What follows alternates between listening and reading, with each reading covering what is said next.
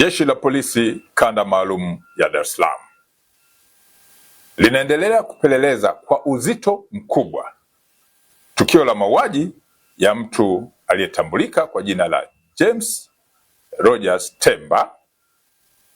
Huyu alikuwa ni mwanafunzi wa mwaka wa pili wa chuo cha usimamizi wa fedha yani IFM ambacho kipo jijini Dar es Salaam, ambaye mwili wake ulikutwa unaelea kwenye maji yaliyokuwa yanatiririka katika mto Msimbazi, eneo la Kipawa, Ilala, tarehe 30 mwezi wa 4 mwaka huu wa 2026, huku mwili huo ukiwa hauna kichwa.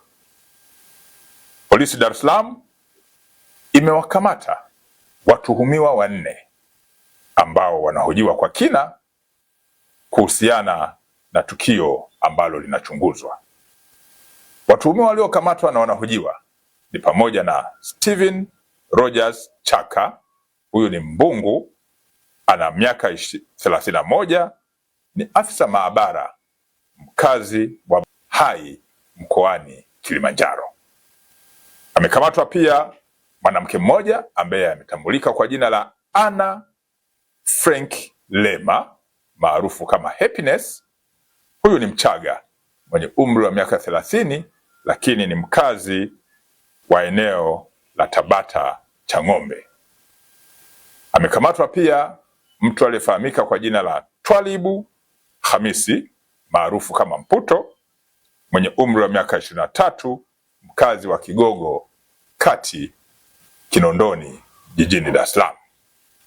Amekamatwa mtu mwingine wa 4 ambaye ametambulika kwa jina la Michael John maarufu kama Tambali mwenye umri wa miaka 26. Huyu ni mkazi wa Kigogo, Kinondoni, jijini Dar es Salaam. Vipo pia baadhi ya vielelezo ambavyo vinachunguzwa kuhusiana na tukio hilo.